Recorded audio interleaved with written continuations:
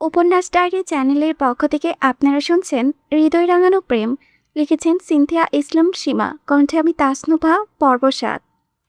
সকাল সকাল ইয়াসমিন বেগমের মেজাজ তুঙ্গে উঠে আছে, যার পেছনে রয়েছে তার একমাত্র পুত্র কিশান মির্জা। আজকে বাড়ির বড় ছেলে আলবি মির্জার বিয়ে। মাত্র 2 মাসের ছুটি নিয়ে বাড়িতে এসেছে সে, যার দরুন সবকিছু খানিক তাড়াহুড়োই হচ্ছে। অবশ্য বিয়েতে কোনো আনুষ্ঠানিকতা না থাকায় এবং পূর্ব থেকে সবকিছু ঠিক করে রাখাই এতে দুপরিবারের কোনো সমস্যাই হচ্ছে না। তবে এখানেও কৃষাণের খাটতারামির কোনো শান্তি নেই। বাপ চাচাদের অনুপস্থিতিতে আলবির সাথে যাওয়ার জন্য বাড়িতে পুরুষ বলতে সেই আছে, কিন্তু তার এক কথা, সে কোনোভাবেই বিয়েতে যাবে না। ইয়াসমিন বেগম নাজমিন বেগম দুই যা মিলেও তাকে রাজি করাতে সক্ষম হয়নি। ছেলেকে কথা বলতে শোনাতে শোনাতে রান্না করে ফিরে আসলেন ইয়াসমিন বেগম।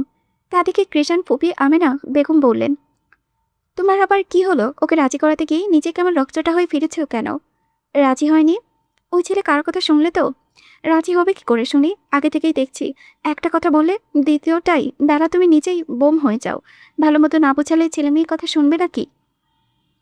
ননদের কথাই তেতে উঠলেন ভদ্রমহিলা, বললেন, আপনি না জেনে কথা বলবেন না আপা, বাড়িতে তো আরেকটা ছেলেও আছে। কই, তাকে তো একটা কথা দ্বিতীয়বার বলতে হয় না। আর এই ছেলে? কথা সম্পূর্ণ করতে পারলেন না তিনি। প্রতিমধ্যে আমিনা বেগম রাগী গলায় বললেন, সবাই এক হয় না ইয়াসমিন, যে যেমন তাকে সেভাবে ট্রিট করতে শেখো। তোমার এই স্বভাবের জন্যই ছেলেটা বিগড়ে গিয়েছে। পৃষ্ঠে ইয়াসমিন বেগম কিছু বলতে চাইলে তাকে থামিয়ে দিলেন নাজমিন বেগম। পরিস্থিতি স্বাভাবিক করে বললেন, আপা, কৃষাণকে তো আমিও কিছু বলছি না, বলেছি কিন্তু ও শোনেনি। এবার আপনি একটু বলে দেখুন না, আপনার কথা শুনতে পারে। আমাদের সাথে তো কথাই বলে না, রাজি তো হবে দূরের কথা। দীর্ঘশ্বাস ছুঁয়ে জবাব দিল আমিনা বেগম। প্রত্যেকের কাছে আলবিকে পছন্দ হলেও তিনি ছোটবেলা থেকেই কৃষাণকে বেশি ভালোবাসেন। আলবি ছিল নম্র ভদ্র, আর কৃষাণ ছিল চঞ্চল। তার এই চঞ্চল স্বভাবটাই আমিনা বেগমের বেশ প্রিয় ছিল। তবে হুট করে সব পাল্টে গেল। অজান্তেই সেই চঞ্চল ছেলেটা হয়ে উঠল বাড়ির সবচেয়ে একঘেয়ে, বেপরোয়া ও ছন্নছাড়া স্বভাবের। আমিনা বেগম ফের মুখ খুললেন, কৃষাণের বউ কোথায়? কৃষাণের পাশের রুমেই ইকরাতের সাথে আলবির বউয়ের জিনিসপত্র দেখছেন। নাজমিন বেগম কথায় আর সেখানে দাঁড়ালেন না, তিনি হাঁটা ধরলেন সেদিকে। আলবের বউয়ের জন্য কিনে আনা জিনিসপত্র নিয়ে গোল হয়ে বসে আছে বাড়ির যুবতীরা। শাড়ি বাতিত বিদেশ থেকে বউয়ের জন্য সবকিছু নিয়ে এসেছে আলভি। সাথে বাড়ির সবার জন্যই কিছু না কিছু এনেছে নাজমিন বেগম। কথায় হুমায়রার জন্য একটা মোবাইল এনেছে, তবে সেটা গ্রহণ করেনি হুমায়রা। নাজমিন বেগম দিতে আসায় বলেছে তার মোবাইল প্রয়োজন নেই। প্রথমে বিষয়টা না বুঝলেও পরক্ষণে যখন বুঝতে পেরেছেন যে তার ছেলের নিষেধাজ্ঞা কিছু নিচ্ছে না হুমায়রা, তখন আর তিনি কিছু বলেননি, বরং স্বাভাবিকভাবেই নিয়েছেন ব্যাপারটা, যেন আগে থেকে এরকম কিছু প্রত্যাশা করেছিলেন। তিনি তার হাতের মোবাইলটাই হুমায়রাকে দিয়ে দিয়েছেন। বেশি দিন না হয় একেবারে নতুন রয়েছে ফোনটা। জলিল মির্জা বাড়ি ফেরার সময়ই এনেছিলেন। হুমায়রাও এটা নিতেও রাজি হয়নি। তবে এবেলায় ভদ্রমহিলার সাথে পেরে ওঠেনি, অগত্যা ফোনটা রাখতেই হয়েছে তাকে। কৃষাণও এই ক্ষেত্রে কিছু বলেনি। তার বাবার টাকায় কেনা জিনিস সে নিজেও ব্যবহার করে, সুতরাং তার বইয়ের ক্ষেত্রেও তা গ্রহণযোগ্য। সবাই যখন বিছানাভর্তি জিনিসপত্র নিয়ে বসে ব্যস্ত, তখনই সেখানে উপস্থিত হলেন আমেনা বেগম। মুচকি হেসে সকলের উদ্দেশ্যে বললেন, কি করছো তোমরা সবাই? কত কতটুকু এগুলো? এই তো পুপি, সবকিছু পছন্দ করা শেষ প্রায়। ইকরার উত্তর শুনে তার পাশে চুপটি করে বসে থাকা হুমায়রার দিকে তাকালেন তিনি, বললেন, হুমায়রা, একটু পুপির সাথে বাহিরে এসো। কোনোরূপ বাক্য বিনিময় ছাড়াই ভদ্রমহিলার পায়ের সাথে পা মিলিয়ে তার পেছনে হাঁটা ধরল হুমায়রা। দরজার বাহিরে এসে থামলেন আমেনা বেগম। কিছুটা ক্ষীণস্বরে বলতে শুরু করলেন, মা, কৃষাণটাকে একটু বুঝিয়ে সুঝিয়ে রাজি করো না আলবির সাথে যেতে। ও তো কারোর কথাই শুনতে চাচ্ছে না। আলবির ক্ষেত্রে তো আরও আগেই না। এখন তুমি যদি একটু বোঝাতে পারো। বাড়িতে এখন শুধু ওই আছে, আর ও যদি না যায় তাহলে কেমন দৃষ্টিকটু দেখায় না। পূর্ণ মনোযোগ কথাগুলো শুনল হুমায়রা। পৃষ্ঠে মিহিস্বরে বলল, আচ্ছা, আমি বলে দেখছি পুপি। মিঠুকে কোলে নিয়ে মোবাইলে স্ক্রল করেছে কৃষাণ। খানিক আগে বন্ধুদের সাথে আড্ডার পর্ব শেষ করে বাসায় ফিরেছে সে। মন মেজাজ ভালোই ফুরফুরে ছিল এতক্ষণে। তবে ইয়াসমিন বেগমের জন্য তা এখন আর আগের অবস্থায় নেই। এর মাঝে ধীর পায়ে কক্ষে প্রবেশ করল হুমায়রা। কাঙ্ক্ষিত রমণীটির উপস্থিতি টের পেতেই কৃষাণ বলে উঠল, আজকাল সোনার বাংলার কারেন্টের মতো জ্বালানির সংকট পড়েছে নাকি তোর? যখন আসে তখন দেখি তোর সংকটে নিষ্ক্রিয় হয়ে বসে আছে আমার কক্ষ। সারাক্ষণ কোথায় থাকিস তুই? মানুষটার এমন পেঁচানো কথাই আমলে নিল না হুমায়রা। এগিয়ে এসে বসলো মুখোমুখি, বলল, আপনার কি এই মুহূর্তে মেজাজ খারাপ? কথা বলা যাবে? দৃষ্টি তুলে মেয়েটার প্রশ্নাত্মক মুখে পানে চাইল কৃষাণ। সময় নিয়ে ভিড়িক্কি গলায় উত্তর দিল, আমার মেজাজের উপরে নির্ভর করে তোকে কথা বলতে হবে না। তোর স্থান হৃদয়ে, মেজাজ সেখানে কার্যহীন। এক পশলা ভালো লাগার অনুভূতিগুলো খেলে গেল হুমায়রার মনে। ঠোঁটজোড়া প্রসারিত হলো আপনা আপনি। ওভাবেই প্রশ্ন চলল, বিয়েতে কেন যেতে চাইছেন না জানতে পারি? ওই লাফাঙ্গার বিয়েতে আমি গিয়ে কি করব? যাবে, বিয়ে করবে, বউ নিয়ে চলে আসবে। এখানে আমার যাওয়া লাগবে কেন? আপনিও যাবেন, বিয়ে পড়ানো দেখবেন, তারপর সবার সাথে চলে আসবেন। এখানে এমন কি হবে? ব্রজরা কুচকে গেল কৃষানের। তা দেখে হুমায়রা সাফাইকে বলল, বাড়িতে তো এখন পুরুষ মানুষ বলতে আপনিই আছেন। আপনি যদি না যান তাহলে ও বাড়ির লোকেরা প্রশ্ন করবে না? করুক, তাতে আমার কি? আমি তো জেন্টলম্যানদের সাথে যেতে পারবো না, অ্যালার্জি আছে আমার। ঠোঁট উল্টে দীর্ঘশ্বাস ফেলল হুমায়রা। কিছুক্ষণ ব্যর্থ চোখে চেয়ে আবেদনখানা কণ্ঠে বলল, আপনি না হয় ইকরার স্বামীর সাথেই থাকবেন, একটুখানি সময় তো। আপনি গেলে সবাই অনেক খুশি হবে। মুখে খানিক মলিন ভাব মেয়েটার। এবেলায় একটুখানি বলল বোধ হয় মানুষটা। বলল, আচ্ছা যাব, তবে বেশি লেট হলে আমি চলে আসবো। আচ্ছা। মিঠুকে কোলে নিতে নিতে হাসি মুখে প্রত্যুত্তর করলো হুমায়রা। এর মাঝে ওয়াশরুমে ঢুকে গেল কৃষাণ। আপনি কিন্তু আজকাল আমার সাথে ঘোর অন্যায় করেছেন ইকরা বিবি। কক্ষে প্রবেশ করা মাত্রই স্বামীর এহেন কথায় পুরো কুৎসিত হলো ইকরার। এগিয়ে এসে উদ্বিগ্ন কণ্ঠে জিজ্ঞেস করলো, কি করলাম? স্বামীকে রুমে ফেলে রেখে সারাক্ষণ বাপের বাড়ির সব কোণেই টই টই করে বেড়াচ্ছেন। এর মতো অন্যায় দ্বিতীয়টি আর হয় কি? ওমরের থেকে এরকম অভিযোগ মোটেও আশা করেনি ইকরা। কিছুক্ষণ অবাক চোখে স্বামীর পানে তাকিয়ে থেকে হেসে পেল মেয়েটা। বলল, হায় আল্লাহ, আমার ইমাম সাহেবের সাথে এত বড় অন্যায়টা তো মোটেও মানা যাচ্ছে না। এর জন্য ইকরা বিবির কঠিন শাস্তি হওয়া উচিত। তা তো বটেই। আপনি বলুন, তাকে কি শাস্তি দেওয়া চাই? তবে সাবধান, আমার ইকরা বিবি কিন্তু বড্ড নাজুক। তাকে কঠিন শাস্তি দেওয়ার সাহস করবেন না। এবার খানিক শব্দ করে হেসে পেল ইকরা। পরপর বসে পড়ল স্বামীর পাশে ঘেসে। এক হাতে জড়িয়ে ধরে পাতে মাথা রাখলো। ওভাবে বলল, আপনি এত ভালো কেন ইমাম সাহেব? স্ত্রীর এমন সোজাসাপটা প্রশ্নে মুচকি হাসল ওমর। কণ্ঠে রসিকতা মিশিয়ে আফসোসের সরে জবাব দিল, এত ভালো হয়ে লাভ হলো কি? আমার ইকরা বিবি তো তার ইমাম সাহেবকে জন্য একটা চুমো খেলো না। কথাগুলো কর্ণকুম্পুরে পৌঁছাতে লজ্জায় কপালতই লালিত হলো ইকরার। ক্ষীণস্বরে বলল, আপনি দিন দিন বড় নির্লজ্জ হয়ে যাচ্ছেন ইমাম সাহেব। আপনার যে লজ্জায় আমাকে নির্লজ্জ করে তুলেছে। এখন কথা না বাড়িয়ে লক্ষ্মী বউয়ের মতো একটা চুমু দিন তো। কুণ্ঠিত বদনে কাঁধ থেকে মাথা তুলে স্বামীর পানে চাইল ইকরা। পরক্ষণে বাতাসের বেগে এসে ঠোঁট ছোঁয়ালো ওমরের গায়ে। পরপর পালাতে নিলেও তাকে থামিয়ে দিল ওমের। পালানোর সব রাস্তা বন্ধ করে নিজের সাথে মিশিয়ে নিল মেয়েটাকে। অতঃপর ভালোবাসার আলিঙ্গনে আবদ্ধ হলো দুটি দেহ। মিষ্টি পরশের আবর্তনে পূর্ণতার পাতায় সূচিত হলো একটি নতুন অধ্যায়। বারান্দায় বসে কুটি কুটি করে খাবার খাচ্ছে মিঠু। সেদিকে একদানে তাকিয়ে আছে হুমায়রা। তখনই রুমের ভেতরে কৃষাণের ডাক ভেসে এলো, এই হুজুর নেই, এদিকে আইন। ধ্যান ভঙ্গ হলো রমণীর। তাৎক্ষণিক বারান্দা থেকে বেরিয়ে এলো। অমনি স্তব্ধ হয়ে গেল মেয়েটা। কালো শার্ট প্যান্ট পরে সেই পুরাতন স্টাইলে রেডি হয়ে দাঁড়িয়ে আছে কৃষাণ। পরনে সবকিছু নতুন হলেও স্টাইলটা আগের মতোই রয়ে গেছে। কোনো পরিবর্তন নেই তাতে। যেন বিয়ে বাড়িতে নয়, বরং বন্ধুদের সাথে আড্ডা দিতে যাচ্ছে সে। শার্টের বোতাম লাগাবেন না? খানিক অবাক মিশ্রিত কণ্ঠে প্রশ্ন চলল হুমায়রা। মেয়েটার এমন প্রতিক্রিয়ায় নিচের দিকে তাকালো কৃষাণ। খোলা বোতামগুলোর দিকে কিছুক্ষণ চেয়ে রইল। পরপর বরটা অনীহা নিয়ে বলল, না, প্যারা লাগে এসব, আমি লাগিয়ে দেই। পূর্ণ দৃষ্টি নিক্ষেপ করে মেয়েটাকে খানিক পর্যবেক্ষণ করলো কৃষাণ। সময় নিয়ে উত্তর করল, তবে উপরে দুটো খোলা রাখবি কিন্তু, নয়তো গরম লাগবে। সম্মতি পেয়ে দেরি করলো না হুমায়রা। টষ্ট পায়ে এগিয়ে এলো মানুষটার নিকটে। দাঁড়ালো মুখোমুখি সন্নিকটে। পেল ভাত দইয়ের সাহায্যে মিনিটের মধ্যেই বোতামগুলো সব লাগিয়ে ফেলল। পুরোটা সময় তার কর্মরত সত্তাটাকে খুব নিখুঁতভাবে নিরীক্ষণ করল কৃষাণ। এটা খুলে ফেলি। আসবে কৃষাণের গলায় ঝোলানো চেইনটাকে ধরে বলে উঠল হুমায়রা। কথা বলতে গিয়েও খানিক ভয় কাজ করেছে মেয়েটার ভেতরে, তবে নিজেকে দামেই রাখিনি। অপ্রত্যাশিত কথাখানা শুনতেই ভ্রুজোড়া কুচকে গেল কৃষাণে। কণ্ঠে শৃঙ্গে তুলতে চাইল, কেন? এমন যেন বেমানান লাগছে, ভালো লাগছে না। সংকীর্ণ চোখে চেয়ে জবাব দিল হুমায়রা। নীরব হয়ে রইল চারিপাশ। কোনো প্রকার সারশব্দ না উভয় পক্ষ হতে। এরূপ নিস্তব্ধতায় যখন হুমায়রার হৃদয়ের আশারা নিঃশ্বাসে হতে নিবে, তখনই ঘরময় প্রতিধ্বনিত হলো কৃষাণের ভরাৎস্বর, খুল। চকিত দৃষ্টিতে চাইল মেয়েটা। মুহূর্তে শুকনো মুখে হালকা খুশির ঝিলিক দেখা গেল। এবার পূর্ণ অধিকার নিয়ে চেইন হাতে টান দিল। চেইনটা বেশ বড় হয়, সহজে মাথার উপর দিয়ে খুলে যায়। তাই আর কষ্ট করে সোজা পথটায় বেছে নিল হুমায়রা। প্রতিমধ্যেই পড়ল বিপাকে। অসাবধানতায় কৃষাণের চুলের সাথে চেইনের হুকটা আটকে গিয়েছে বোধহয়। যার দরুন চেইনটা আসছে না। মেয়েটা বিভ্রান্ত হলো। ফ্লোরে আঙুলের ভর দিয়ে কৃষাণের সমান কাঠ দেহখানা একটু উঁচু করে চেষ্টা করতে নিবে, তখনই কর্ণগোচর হলো মানুষটার কণ্ঠ, ওয়েট। এক হাতে উঁচু করে হুমায়রাকে থামিয়ে দিল সে। পরক্ষণে মেয়েটাকে হতবিহ্বল করে দিয়ে মাথা নত করে তার কাঁধ বরাবর নেমে এলো কৃষাণ। অত্যধিক বিস্ময় চোখ জোড়া বড় বড় হয়ে গেল হুমায়রার। শকচকিত বদনে অনড় হয়ে রইল সে। নে এবার খোল। কণ্ঠ শুনে স্বাভাবিকতায় ফিরে এলো রমণী। তড়িঘড়ি করে চেইনটা চুল থেকে ছাড়িয়ে নিল। সোজা হয়ে দাঁড়ালো কৃষাণ। অদ্ভুত স্বরে বলল, নিশ্চয় মাদ্রাসা থেকে মানুষ বস করে দোয়া শিখে এসেছিস তুই। নয়তো যে আমি কখনো মেয়েদের দিকে ঘাড় ফিরেও তাকাইনি। সেই কৃষাণ মেয়েটাই এখন তোর সামনে স্বাচ্ছন্দ্য বোধে মাথা নত করেছে। পৃষ্ঠে বলার মতো কিছু খুঁজে পেল না হুমায়রা। অগত্যা চুপ হয়েই রইল। ততক্ষণে মিররের সামনে নিজেকে আরেকবার পরিপাটি করে নিল কৃষাণ। ইন করা শার্টের হাতা দুটো গোটানো, এক হাতে বিদেশি ব্র্যান্ডের কালো ঘড়ি ও অপর হাতে ব্রেসলেট।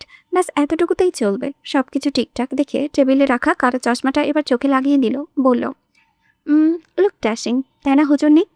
শেষের কথাটা বলেই হুমায়রার দিকে ফিরল সে। কিছুতেই থতমত খেল মেয়েটা। উত্তর দিতে গিয়ে বলল দ্বিধাদ্বন্দ্বে। তা দেখে কৃষাণ নিজ থেকেই বলল, তোকে বলতে হবে না, আমি জানি আমাকে হ্যান্ডসাম লাগছে। মানুষটার কাণ্ড দেখে হেসে পড়ল হুমায়রা। পরক্ষণে এগিয়ে এসে ফু দিল স্বামীর শরীরে। কপালে ভাঁজ পড়ল কৃষাণের। ভ্রু কুচকে প্রশ্ন ছুড়ল, এটা কি করলি? বদনজর থেকে বাঁচার দোয়া পড়ে দিলাম।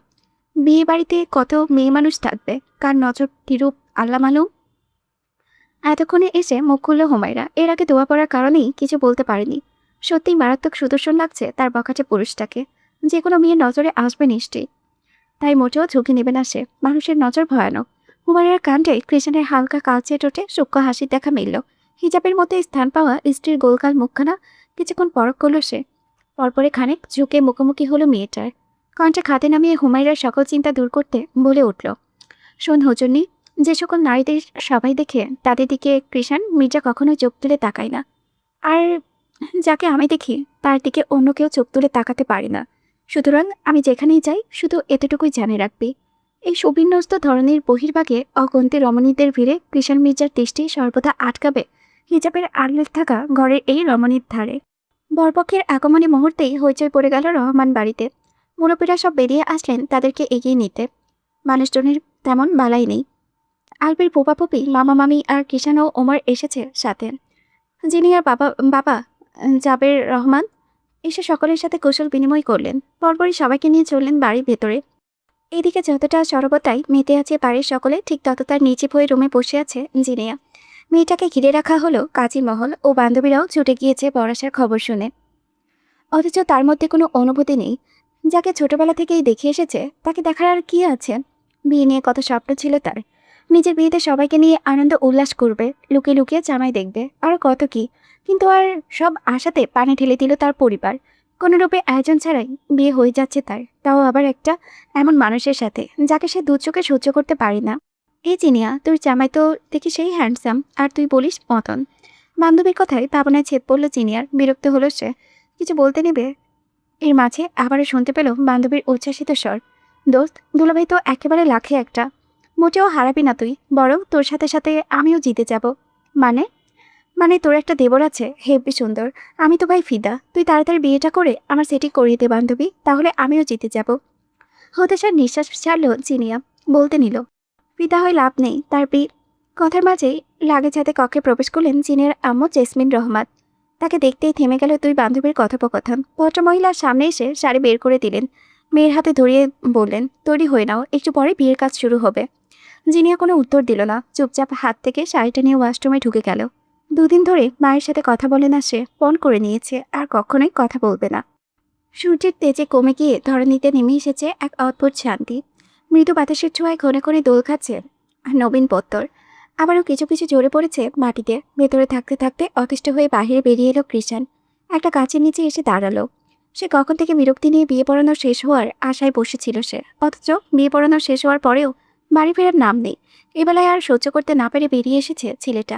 সহসা পেছন থেকে শুনতে পেল মেয়েদের হাসাহাসির শব্দ। যিনি আর কিছু কাজিন আর ফ্রেন্ড সার্কেলরা কৃষাণীর থেকে কিছুটা দূরে দাঁড়িয়ে বিভিন্ন কথাবার্তা বলেছে, আর সামান্যতেই শব্দ করে হেসে উঠেছে। আসার পর থেকে তার পেছন পেছনে ঘুরঘুর করেছে মেয়েগুলো। মাঝে মাঝে এসে বেআই বলেও সম্বোধন করেছে। ইনিয়ে বিনিয়ে ভাব জমানোর চেষ্টা করেছেও ছিলই। তবে পুরোটা সময়ই লাপাত্তা ছিল কৃষাণ। যেন আশেপাশে কে কি বলেছে, কে কি করেছে সেসবে কোনো ধ্যান জ্ঞান নেই তার। একবার ফিরেও তাকায়নি কারো পানে। দৃষ্টি সর্বদা ফোনেতেই নিবদ্ধ ছিল। মেয়েগুলোর এমন নির্লজ্জ আচরণে রীতিমতো বিরক্তির মাত্রাটা বেড়ে যাচ্ছে ছেলেটার। মন চাচ্ছে গিয়ে একটা রামধমক দিয়ে আসতে সবকটাকে। ধমক খেলে এমনিতেই সূত্রে যাবে। পরক্ষণই মনে হলো এসব মেয়েদের সাথে কথা বলে নিজের জবান নষ্ট করার মানেই হয় না। এর চেয়ে ভালো বরং অন্য উপায়ে মেয়েগুলোকে একটু হেনস্থা করা যাক। ভাবনা অনুযায়ী পকেট থেকে ফোন বের করলো কৃষাণ। আঙ্গুল চেপে কল লাগালো মায়ের নাম্বারে, যেটা আজ থেকে হুমায়রার কাছেই থাকবে। 3বার রিং হওয়ার মাথাতেই ওপাশ থেকে কল রিসিভ হলো। সাথে ভেসে আসলো রিনরিনের কণ্ঠের সালাম। আসসালামু আলাইকুম। চেনা পরিচিত কণ্ঠ। খানা কনক উপরে পৌঁছাতেই চুট ফুটে উঠল হাসি কৃষাণের। খানিক শব্দ করেই জবাব দিল, ওয়ালাইকুম সালাম।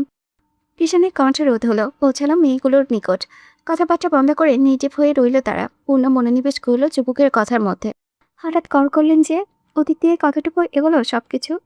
কৃষাণের জবাবের পৃষ্ঠে প্রশ্ন ছুড়ল হুমায়রা। উত্তরে কৃষাণের নিঃশ্বাসের শব্দ ব্যতীত কোনরূপ সারা শব্দ পাওয়া গেল না। ভ্রু কুচকে স্ক্রিনের দিকে নজর বোলালো মেয়েটা। কিছুক্ষণ অপেক্ষা করে ডেকে উঠল, শুনছেন? কাঙ্ক্ষিত সম্বোধনে সাড়া পাওয়া গেল মানুষটার। সে মহাপ্রশ্নের নাই উত্তর করল, yeah, I am listening. You deeply বাইকো। কৃষাণের বলা কথাগুলো স্পষ্ট শুনতে পেল পেছনের রমণী। তন্মধ্যে একজন অপরজনের উদ্দেশ্যে তাড়া দিয়ে বলল, এই বাইকো অর্থ কি? তাড়াতাড়ি গুগলে সার্চ কর। অপর মেয়েটি তড়িঘড়ি করে গুগলে সার্চ করলো। প্রদত্ত উত্তর নজরে আসতেই বিস্ফোরিত কণ্ঠে বলল, বাইকো মানে বউ। সবগুলো অবিশ্বাস্য দৃষ্টিতে এসে পড়ল মোবাইলের স্ক্রিনের ওপর। হতভম্ব হয়ে একবার স্ক্রিনে তো আরেকবার সামনে সুদর্শন পুরুষটির পানে তাকালো। সমস্বরে আওড়ালো, জামাইয়ের ছোট ভাই বিবাহিত। জিনিয়ার বান্ধবী বিরোধিতা করে বলল, এটা কি করে পসিবল? বড় ভাই আগে ছোট ভাই বিয়ে করেছে নাকি? নিশ্চয় গার্লফ্রেন্ডকে। কথা সম্পূর্ণ করতে সক্ষম হলো না রমণী। পথিমধ্যেই তার ধারণাকে ভুল প্রমাণ করে শোনা গেল যুবকটি ভরাট স্বর, হ্যালো মহারানী, কোথায় আপনি? শুনতে পাচ্ছেন আমায়? ওয়ার্ডরোবের ভেতরে আপনার জন্য একটা জিনিস রাখা আছে, দেখুন। আর ওইদিকে বিয়ে পড়ানোর শেষ, একটু পরে বাড়িতে ব্যাক করছি। কৃষাণের দৃষ্টি মাটিতে। ফোন কানে চেপে মেয়েগুলোর সামনে দিয়ে অনায়াসে চলে গেল সে। তার যাওয়ার পানে হতবিহ্বল চোখে চেয়ে রইল রমণীরা। বুঝতে আর বাকি নেই যে পুরুষটি বিবাহিত। এদিকে বিস্ময়ে মহামৃত হুমায়রার মুখ দিয়ে বলি ফুটছে না। এতক্ষণে গুগলে বাইকো শব্দের অর্থ জেনে নির্বাক হয়েছিল সে। এর মাঝে কর্ণপাত হলো কৃষাণের আপনি সম্বোধনের বলা বাক্যগুলো। মেয়েটা থমকালো, হকচকালো, হতবিহ্বল চাহনিতে বার কয়েক মোবাইলের স্ক্রিনে পরখ করল। কলকাতার জায়গায় কাঙ্ক্ষিত ব্যক্তিটির নাম বাঁচতে দেখে নিজেকে ধাতস্থ করার চেষ্টা চালালো। খানিক থেমে জানতে চাইল, কি রেখেছেন? তুই নিজে দেখ। আচ্ছা, এখন রাখি, আমি রাতে বাসায় ফিরব। এখানেই শেষ। এরপর খট করে কলটা কেটে গেল। শুধু রয়ে গেল কিছুটা বিস্ময়ের রেশ, যাতে ডুবে রইল হুমায়রা। বউ নিয়ে বাসায় ফিরতে ফিরতে সন্ধ্যা ঘনিয়ে এলো। 5 মিনিটের রাস্তা হওয়া সত্ত্বেও বউকে গাড়িতে করে আনা হলো। গাড়ি এসে বাড়ির সামনে থামতেই ভেতর থেকে গিন্নিরা বেরিয়ে এলেন। নাজমিন বেগমের মুখে হাসির জোয়ার। নিজে পছন্দ করা মেয়েকে পুত্রবধূ হিসেবে গ্রহণ করতে দরজায় দাঁড়িয়ে আছেন তিনি। আলবি গাড়ি থেকে নেমে জিনিয়ার উদ্দেশ্যে হাত বাড়ালো, তবে সেটা উপেক্ষা করল রমণী। নিজেই গাড়ি থেকে নেমে হাঁটাতে হলো। আশেপাশে কোনো কিছুর পরোয়া করল না। দৃষ্টিকটু ব্যাপারটা সবার থেকে লুকোতে দ্রুত পায়ে জিনিয়ার পাশাপাশি হেঁটে চলল আলভি। দুজন এসে বাড়ির মূল ফটকে দাঁড়াতেই সব নিয়ম মেনে হাসি মুখে তাদেরকে ভেতরে প্রবেশ করালেন নাজমিন বেগম। জিনিয়াকে বসানো হলো ড্রয়িং রুমের সোফায়, আর আলভি চলে গেল নিজের রুমে। বাড়ির মতোই রাত করে বাড়ি ফিরলেন কৃষাণ, তবে আগের মতো অতটাও রাত করেনি। তখন বিয়ে বাড়ি থেকে বের হয়ে ফের মাঝপথেই গাড়ি থেকে নেমে নিজের আড্ডা স্থানে চলে গেলেন তিনি। আড্ডা শেষ করে মাত্র বাড়িতে ফিরল। ড্রয়িং রুমে তখনও বড়দের সমাগম। সবাই বিভিন্ন আলাপ আলোচনায় ব্যস্ত। ওদিকে দৃষ্টিপাত করল না কৃষাণ। সরাসরি নিজের কক্ষে এসে থামল সে। হুমায়রা তখন বিছানায় বসে হাদিসের বই পড়ছিল। বইটা ইকরা আসার পর দিয়েছিল তাকে। ব্যস্ততায় এখনো শেষ করা হয়নি। সুযোগ পেলেই বইটা নিয়ে বসে। বইয়ের মাঝে সবটুকু মনোনিবেশে মেয়েটার। সহসা দরজা খোলার শব্দে মনোযোগ টুটল। দৃষ্টি তুলে তাকালো দরজার পানে। দেখতে পেল কাঙ্ক্ষিত পুরুষের অবয়ব। অমনি বিকালের কথা মনে পড়ে মুখটা কালো হলো তার। কৃষাণের কথায় তখন হোয়াটসঅ্যাপ খুলে গিয়ে দেখতে পেল উপহারস্বরূপ একটা টকটকে পাকা টমেটো। এক প্রকার মাথায় আকাশ ভেঙে পড়েছিল মেয়েটার। ভেবেছিল কি না কি রেখে গিয়েছে মানুষটা তার জন্য, আর পেল কি? টমেটো। মেয়েটা অমন মুখেই প্রশ্ন ছুড়ল, আপনি কি আমার জন্য টমেটো রেখে গিয়েছিলেন? কেন পছন্দ হয়নি? একেবারে তাজা দেশি টমেটো। সকালে আটা দিতে গিয়ে ক্ষেতের থেকে পেরিয়েছিলাম, সেখান থেকে তোর জন্য সবচেয়ে সুন্দরটাই এনেছি। হুমায়রা নির্বিকার, নিরুত্তর। উত্তরে এতক্ষণ অবাক চোখে চেয়ে রইল মানুষটার পানে। কিছুক্ষণ চুপ থেকে ফের প্রশ্ন ছুড়ল, তখন কলে আমাকে আপনি কি করে আপনি বলেছিলেন? কোথায় আপনি? আপনি কিসের আপনি? তার ভাব দেখো ব্রু উঁচে হলো মেয়েটার, বলল, আপনি কথা করেছেন। শোন, ওই লাফাঙ্গার মতো ওর শ্বশুরবাড়িটাও আমার জন্য অস্বাস্থ্যকর। সেখানকার আবহাওয়ার প্রভাবে ভুলভাল বলে ফেলেছিলাম হয়তো। হুমায়রা বুঝল সামনে পুরুষের থেকে কথা আদায় করতে পারবে না সে। অগত্যা হার মেনে নিয়ে নীরব রইল। মনে মনে বলল, গড়িয়ে পেঁচিয়ে বউ বলে ডাকবে, কত কথা বলবে, অথচ মুখে কিচ্ছুটি স্বীকার করবে না, বখাটে পুরুষ। এই হুজুনি, মনে মনে বকছিস কেন? আসমিক কণ্ঠে কিছুটা থতমত খেয়ে গেল হুমায়রা, নিজেকে ধাতস্থ করে জবাব দিল, বকিনি, বলেছি মুখে কিছু স্বীকার করে না, বখাটে পুরুষ। হেসে ফেলল কৃষাণ। কেন জানি এই মেয়েটার মুখে বখাটে শব্দটা শুনতে বেশ আতুরে লাগে তার। রাগ হয় না মোটেও। সে সূক্ষ্ম হেসে বলল, সময় মতো সকল স্বীকারোক্তি তোর নিকটে প্রদান করা হবে। একটা সময় জিনিয়াকেও রুমে পাঠানো হলো। ইগরা এসে তাকে রুমে দিয়ে গেল। আলবি তখন ওয়াশরুমে ফ্রেশ হচ্ছে। পানির শব্দ আসছে ভেতর থেকে। লোকটাকে সামনে না দেখে স্বস্তি পেল জিনিয়া। নির্দ্বিধায় ফুলে ফুলে সাজানো বিছানায় উঠে বসল সে। এরপর এক সাইডে রাখা কোলবালিশটা মাঝখানে রেখে একপাশে শুয়ে পড়ল। মিনিট পাঁচেকের মধ্যেই মাথা মুছতে মুছতে ওয়াশরুম থেকে বেরিয়ে এলো আলভি। প্রথমেই চোখ খেলো বিছানায় শয়নরত অবস্থায় থাকা নববধূর পানে। পলকের মাঝে দৃষ্টি সরিয়ে নিচে নিচে কাজে মন দিল। অতঃপর কিছুক্ষণ পর সেও কোনোরূপ কথাবার্তাহীন শুয়ে পড়ল অপর পাশে। নবদিনের সূচনা লগ্ন। নিত্যদিনের মতোই নিয়মমাফিকই সকলের ইবাদতের পর্ব চুকিয়ে রান্না করে প্রবেশ করল হুমায়রা। সেখানে পূর্ব থেকে উপস্থিত ছিলেন ইয়াসমিন বেগম। নাজবিন বেগম বোধহয় কোনো কাজে অন্যদিকে গিয়েছেন। রান্না করে ঢুকে শাশুড়ির উদ্দেশ্যে সালাম চুকল হুমায়রা। মুচকি এসে সালামের উত্তর নিলেন ইয়াসমিন বেগম। পরপর হুমায়রার হাতে রুটি বেলার দায়িত্ব দিয়ে বললেন, নাও তুমি রুটি বানাও, আম্মু তেল দিই। কোনো প্রকার বিরক্তিহীন কাজে লেগে পড়ল হুমায়রা। শাশুড়ি বউ মিলে যখন রুটি তৈরির কাজ প্রায় গনিয়ে ফেলেছে, তখনই রান্নাঘরে আগমন ঘটল নাজবিন বেগমের। নিজের ছেলে বউকে নিয়ে এসেছেন তিনি। তাকে দেখে ইয়াসমিন বেগম হাসি মুখে বলল, আরে আমাদের নতুন গিন্নি যে, এসো এসো আম্মু, এখানে এসো। ভদ্রতার খাতিরে সৌজন্যমূলক হাসল জিনিয়া। অনিচ্ছা সত্ত্বেও ধীরে পায়ে এগিয়ে এলো। তখনই নাজবিন বেগম হুমায়রাকে দেখিয়ে বললেন, এই যে ও হলো হুমায়রা, তোমার ছোট যা। মাশাআল্লাহ, সব কিছুতে পারদর্শী। তুমি যা যা পারবে না ওর থেকেই শিখে নিতে পারবে। এতক্ষণে কাজ ছেড়ে মাথা তুলে চাইল হুমায়রা। মুখে মিষ্টি হাসি বজায় রেখে বড় যাকে সালাম দিল। মনে মনে সালামের জবাব নিল জিনিয়া। মুখে কোনোরূপ প্রতিক্রিয়া দেখালো না। মনে হলো যেন নাজবিন বেগমের প্রশংসায় হুমায়রার প্রতি অসন্তুষ্ট হয়েছে সে। ওয়ালিমার আয়োজনে জমজমাট মির্জা নিবাস। ইকরার শ্বশুরবাড়ি, আলবির শ্বশুরবাড়ি থেকে শুরু করে সকল আত্মীয় স্বজন ও গরিব দুঃখীদের দাওয়াত করা হয়েছে ওয়ালিমায়। বিস্তর ড্রয়িং রুমটায় তখনও মানুষের গাদাগেদি। বাপের বাড়িতে আজই ইকরার বেড়ানো শেষ। এটা নিয়ে মন খারাপের কথা থাকলেও মেয়েটাকে বেশ খুশি দেখাচ্ছে, কারণ তার শাশুড়ি ফরিদা বেগম তাকে নিতে এসেছে। ভদ্রমহিলার রাগটা বোধহয় চড়ে গিয়েছে। ইয়াসমিন বেগম বার কয়েক বলতে কোনোরূপ তিরুক্তিহীন রাজি হয়ে গিয়েছেন তিনি। তবে আজকে সবাই এলেও আজাদ আসেনি। সে লেখাপড়ার সূত্রে আপাতত বাড়িতে নেই। তাতে অবশ্য কারোরই কোনো মাথা ব্যথা নেই। বরং বলা যায় অনেকটাই ভালোই হয়েছে। তার অনুপস্থিতিতে শান্তিময় চলাফেরা করতে পারছে হুমায়রা। আপাতত জিনিয়া রুমে এক গাদা মহিলাদের সামনে তাকে শাড়ি পরিয়ে দিচ্ছে হুমায়রা। মহিলাগুলো সব জিনিয়াদের বাড়ি, অর্থাৎ এখানকার প্রতিবেশী বললেই চলে। মেয়েটার মুখে কোনো শব্দ নেই, চুপচাপ শাড়ি পরাচ্ছে সে। জিনিয়ার সাথে গতকাল রান্না করে যতটুকু কথা হয়েছে, এরপর আর কোনো সংলাপ হয়নি। এদিকে আমি আর আমার চা পুরা সর্দার বাড়ি মাথায় তুলে হা হা হি হি করে হাসি। হুমায়রা বরাবরই চাপা স্বভাবের। যে তার সাথে মিশবে সেও তার সাথেই মিষ্টি মুখে কথা বলবে, নয়তো কারোর সাথে যেচে পড়ে ভাব করায় অভ্যস্ত নয় সে। খানিক আগেই নাজবিন বেগম তাকে ডেকে এনেছে জিনিয়াকে শাড়ি পরিয়ে দেওয়ার জন্য। এতক্ষণের সাথে ইকরাও ছিল। মহিলাগুলো হুমায়রাকে তার পারিবারিক ও ব্যক্তিগত শিক্ষাগত ব্যাপারে যত প্রশ্ন করেছে সব উত্তর দিয়েছে বসে বসে। মাত্র বাইরে থেকে ডাক পড়াই বেরিয়ে গেছে সে। ইকরা যেতে ভদ্র মহিলারা নিজেদের মধ্যে কানাঘোষা শুরু করলেন। এমন একটা মাদ্রাসায় পড়ুয়া শান্তশিষ্ট মেয়ের কপালে কিনা নেশাখোর বদমেজাজি বখাটে স্বামী জুটল। শুধু তাই নয় আপা, এই ছেলেকে রাস্তাঘাটে মারপিটও করতে দেখেছি আমি। ঘরে কারো কথাই শোনে না, বাপ মা ডাক কাউকেই মানে না। আমার তো মনে হয় মেয়েটাকেও মারে। জীবনটা নষ্ট হবে মেয়েটার। সৃষ্টিকর্তা যে কিভাবে এমন একটা মেয়ের কপালে এত খারাপ জীবন সঙ্গিনী দিল তিনিই জানেন। দুজন দুই বাড়ির মানুষ। মেয়েটার সাথে মোটেও যায় না ছেলেটাকে। আরও ভালো জায়গায় বিয়ে হতো মেয়েটার। এক একজনের এক এক কথা হুমায়রার কানে স্পষ্ট পৌঁছালো কথাগুলো। সাথে বেজায় বিরক্ত হলো সে। ততক্ষণে শাড়ি পরানো শেষ। মেয়েটা সোজা হয়ে দাঁড়ালো। পরপর সহ্য করতে না পেরে মহিলাগুলোর উদ্দেশ্যে বলল, আমার স্বামী বিড়িখোর, নেশাখোর, বদমেজাজি বখাটে চাই হোক না কেন, স্বয়ং সৃষ্টিকর্তা ইচ্ছা অনুযায়ী পবিত্র বন্ধন মেনে আমাদের ভাগ্যে একত্র হয়েছে। তিনি পাপিষ্ঠ কিংবা পবিত্র উভয় রূপেই আমার অর্ধাঙ্গ, সুতরাং এখন তার সম্মান মানে আমার সম্মান। দয়া করে আমার সামনে তার বদনাম করবেন না। আর মনে রাখবেন, নিশ্চয়ই মহান আল্লাহ সর্বশ্রেষ্ঠ পরিকল্পনাকারী। আমার কোনো কথায় কষ্ট পেয়ে থাকলে ক্ষমা প্রার্থী। আসসালামু আলাইকুম। মেয়েটা মাথা নিচু, কণ্ঠ শান্ত, অথচ প্রতিটি কথায় যেন লুকিয়ে আছে এক অদৃশ্য গম্ভীরতা। উপস্থিতি সকলে নির্বিকার, সবগুলো হকচকিত দৃষ্টিতে হুমায়রার যাওয়ার পানে নিবদ্ধ। এমনকি চিনিও স্তব্ধ, তার চোখের পাতা যেন পড়ছেই না।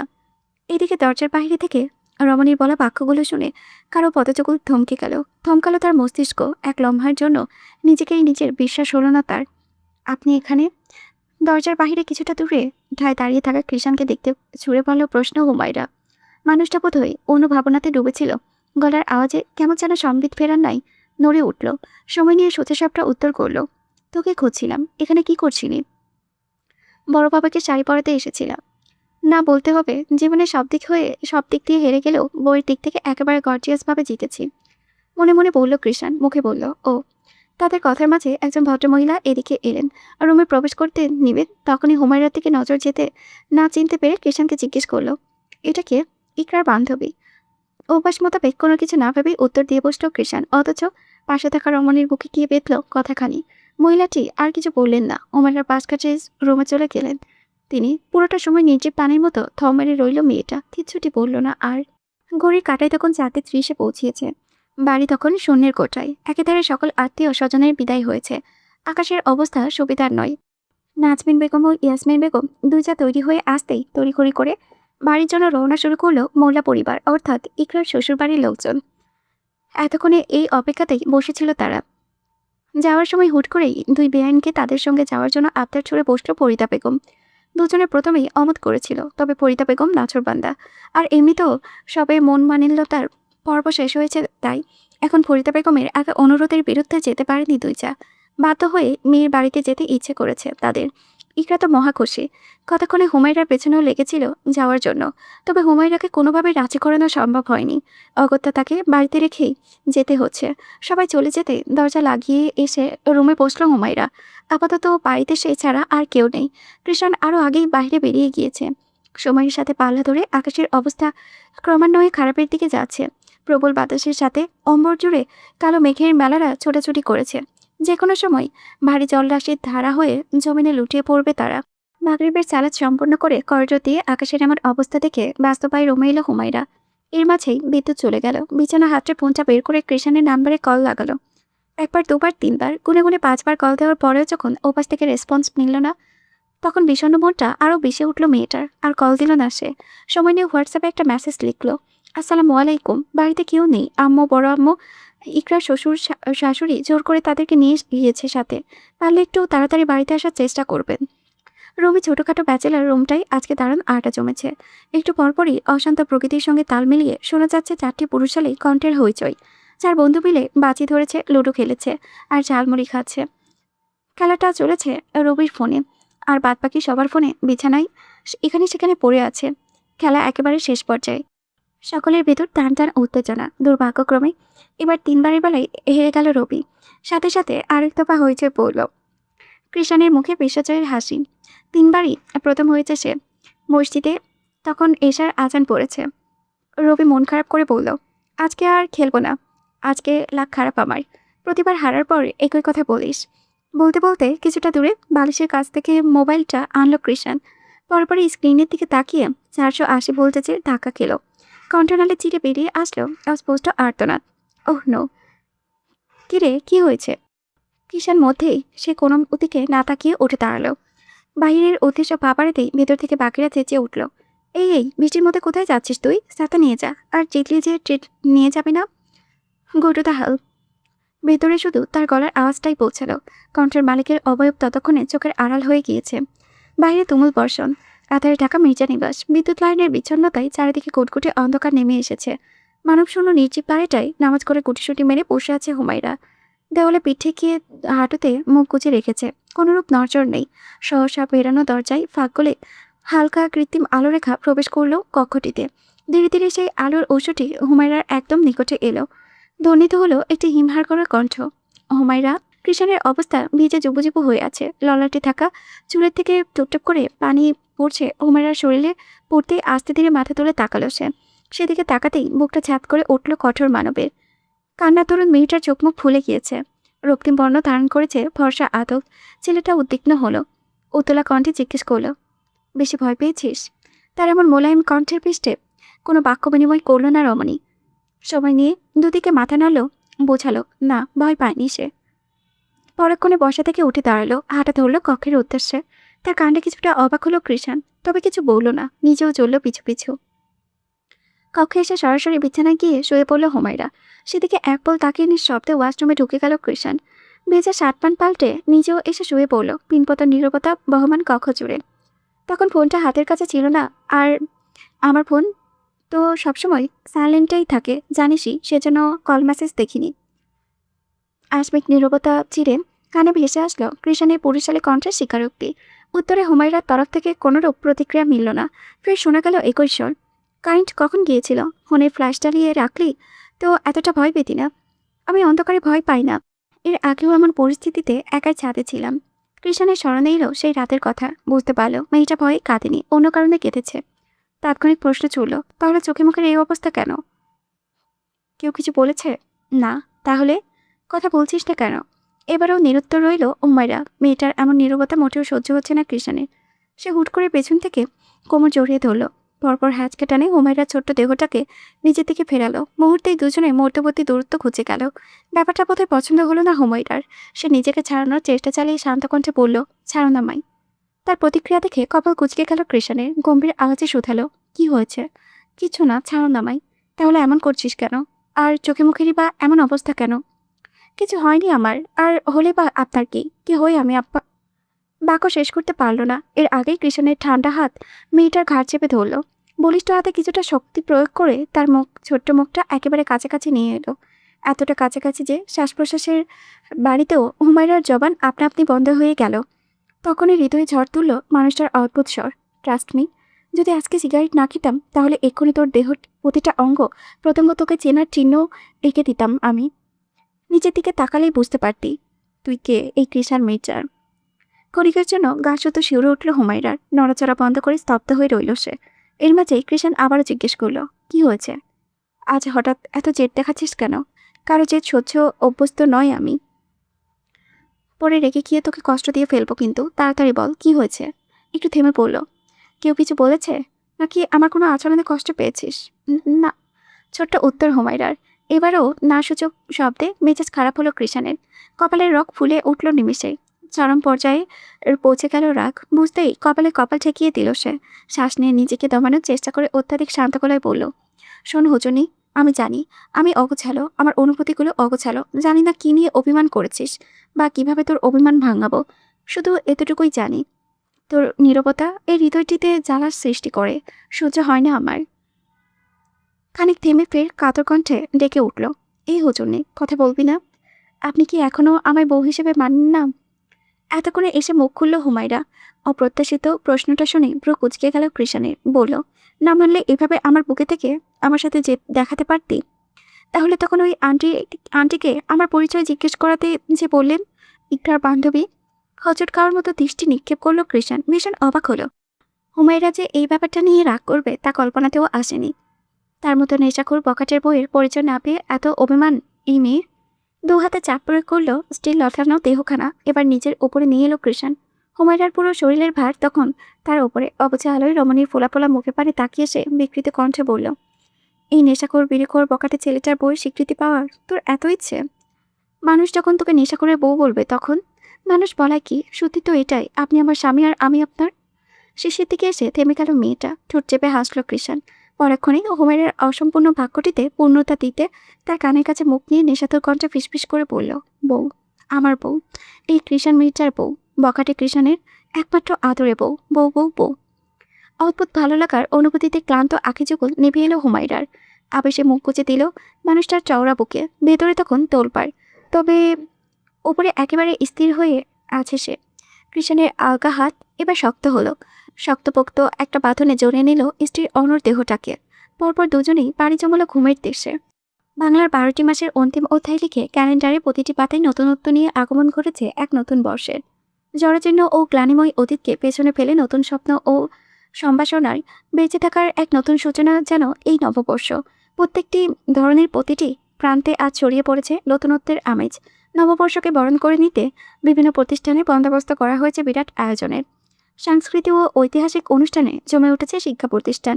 কুমিল্লা শহরের সবচেয়ে নামকরা বিশ্ববিদ্যালয়ে অর্থাৎ কুমিল্লা বিশ্ববিদ্যালয়ে আজ আয়োজিত এর অন্ত নেই। মাঠ ভর্তি শিক্ষার্থী। মেয়েদের প্রায় সকলের গায়ে শোভা পেয়েছে লাল পাড় বিশিষ্ট সাদা শাড়ি। লাল সাদা সংমিশ্রণে এক অপার সৌন্দর্যে তারা ছড়িয়ে দিচ্ছে আশেপাশে। তন্মধ্যে কিছু মেয়েদের মঞ্চে নৃত্য পরিবেশন করছে। তাদের নাচের সাথে সাথে তাল মিলিয়ে ক্ষণে ক্ষণে হই হুল্লোড় করেছে বাকিরা। রবি, সাইফুল ও অভিও বাদ পড়েনি। শুধু একজনেরই সেদিকে কোনো মনোযোগ নেই, আর সে হলো কৃষাণ মির্জা। সবার মাঝে বসে বসে ফোন স্ক্রল করছে সে। এভাবেই নতুন অনুষ্ঠানে এগোতে লাগলো। নাচের পর্ব শেষ করে গানের পর্ব প্রসূতি হলো।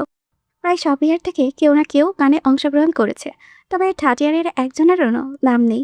অনুষ্ঠানে সবকিছু পরিচালনা করেছে ফোর্থ ইয়ারের এক বড় ভাই। তার সাথে কৃষাণের বেশ ভালো সম্পর্ক, আর এমনিতেও থার্ড ইয়ারের কৃষাণের গ্রুপটাই সবচেয়ে জনপ্রিয়। লেখাপড়া বা ভণ্ডামি দুই দিক দিয়েই। বড় ভাইটি হুট করেই মাকে কৃষাণের নাম ধরে ডেকে উঠলেন। নিজের নামে মঞ্চে শুনতেই চমকিত দৃষ্টিতে চাইল কৃষাণ। সাথে সাথে বড় ভাইটি বললেন, কৃষাণ প্লিজ মঞ্চে এসো, আমরা সবাই তোমার কণ্ঠে একটা গান শুনতে ইচ্ছুক। না, ঠিকই আছে। শেষমেশ এই লাফাঙ্গা আর কাউকে পাইল না। যার সাথে গাওয়া গাওয়ির কোনো সম্পর্ক নেই তাকে ডাকলো গান গাইতে, তাও মঞ্চে। তার ছেলের কণ্ঠ রবির। এর মাঝে আবারও মাইকে ঘোষণা হলো কৃষাণের নাম। সাথে সকলের শিক্ষার্থীরাও সম্বর্ধনা দিতে লাগলো।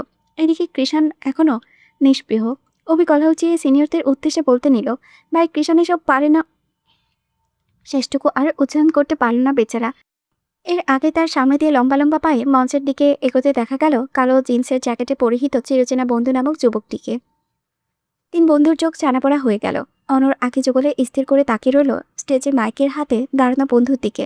চারিপাশে ছেলে মেয়েদের হইচই। সহসা সব কোলাহলের উঠতে গিয়ে কৃষাণের পৌরশালী ভরাট কণ্ঠ ধ্বনিত হলো তানভীর ইমামের একটি গানে। মাঠ ভর্তি শিক্ষার্থীদের মুগ্ধ দৃষ্টি কৃষাণের ওপরে নিবদ্ধ। একটা সময় গানের মাঝখানে চোখ জোড়া বন্ধ করলো মানব। অমনি চোখের পাতায় ভেসে উঠল একটা মায়াবী মুখ। কৃষাণের মনে হলো গানের এই লিরিক্সগুলো যেন সেই মুখের জন্যই তৈরি হয়েছে। সে গলা ছেড়ে গিয়ে উঠল, মায়া ভরা চোখে চেয়ে আমাকে শেষ করেছে, আমিও হয়েছি পাগল। অতঃপর একটা সময় গানের লাইন শেষ হলো। কৃষাণের কণ্ঠনালী শান্ত হলো। তখনই সকলের করতালিতে মুখরিত হয়ে উঠল চারিপাশ। কৃষাণের গলার প্রশংসায় পঞ্চমুখ হয়ে উঠল প্রত্যেকে। সিনিয়রের উদ্দেশ্যে একটা মুচকি হাসি উপহার দিয়ে স্টেজ থেকে নেমে এলো কৃষাণ। কিরে মামা, আমরা তো ভেবেছিলাম তোর কাকের সুর, এখন তো দেখি তুই খাঁটি কোকিল। আশ্চর্য কণ্ঠে বলে উঠল রবি। তার কথার জবাবে দিল সাইফুল, প্রেমে পড়ে গায়ক হয়ে গিয়েছে আমাদের বন্ধু। হে মামা, এত সুন্দর গানের জন্য আজকে আমার পাখির একটা সিগারেট তোর। কৃষাণের মুখের সামনে সিগারেটটা ধরে পড়ল অভি। পৃষ্ঠে শোনা গেল কৃষাণের কাটকাট নিষেধাজ্ঞা, এটা সরার সামনে থেকে। অলরেডি দুটো খেয়ে ফেলেছি, আর একটা রাতে খাবো, এখন আর খাওয়া যাবে না। তার কথায় হতাশার নিঃশ্বাস ত্যাগ করলো তিন বন্ধু। যে কৃষাণ দিনে 3 থেকে 4 প্যাকেট সিগারেট শেষ করেছে কিনা, সে এখন গুনে গুনে সিগারেট খায়। সাথে ক্রমান্বয়ে খাওয়ার সংখ্যাও কমায়। নেশা করাতেও সে কবে বাদ দিয়ে দিয়েছে, তবে সিগারেটটা ছাড়তে সময় লাগছে, কেননা এটা তার নিয়মিত রুটিনে লিমিটলেস খাদ্য ছিল।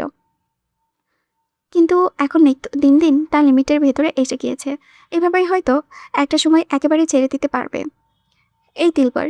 4 বন্ধুর কথোপকথনের মাঝে হঠাৎ পেছন থেকে একটা নারী কণ্ঠ ভেসে এলো।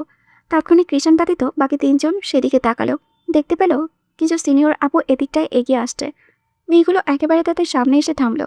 সবার দৃষ্টি কৃষাণের ওপরে। তার মধ্যে মাঝখানে মেয়েটা তার সাথে মেয়েটার থেকে একটা গোলাপ নিল।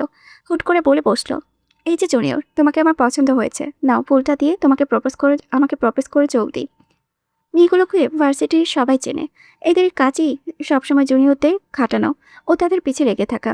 যেমন সুন্দরী তেমন অভদ্র। সিগারেট সহ খায় এরা। চোখ তুলে মেয়েটার ফুল বাড়িয়ে রাখা হাতের দিকে তাকালো কৃষাণ। তারপর তাচ্ছিল্যে সুরে বলল, ঘরে পবিত্র ফুল থাকতে বাইরের নষ্ট বীজের দিকে নজর দেওয়ার মতো দুর্দিন আসেনি কৃষাণ মির্জার।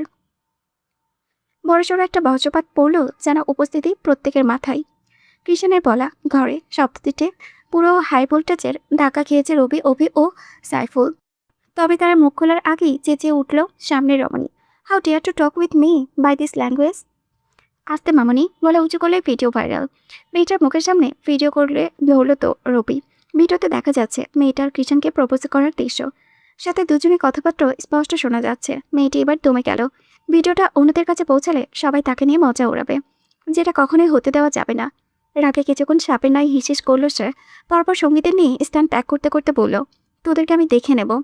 তার কথায় তাচ্ছিল্যের হাসি ফুটল তিন বন্ধুর। পরপরই তিনজনে ঝাঁপিয়ে পড়ল কৃষাণের উপরে। এই লাফাঙ্গা, ঘরে পবিত্র ফুল মানে কি? তুই না কাকে যেন ভালোবাসিস, তাহলে ঘরে আবার কে? এই এক মিনিট, ঘরটাই এটা নয় তো? কিন্তু এত এত প্রশ্নের ভিড়ে বিরক্ত হলো কৃষাণ, ধমকে বলল, কি ঘরের বাইরে লাগিয়ে দিয়েছিস? আমার জীবনে একজনই আছে, আর ওটা আমার বউ।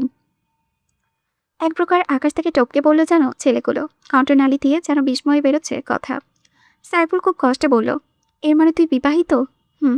ওরে পাটপার, এই তুই সবাইকে জ্ঞান দিতে কখনো বিয়ে করবে না? বিয়ে মানে প্যারা, আর এইদিকে নিজেই সবার আগে কাজ ছেড়ে বসে আছিস। তখন বিয়েটা চাপে পড়ে করেছিলাম আমি। কিসের চাপ?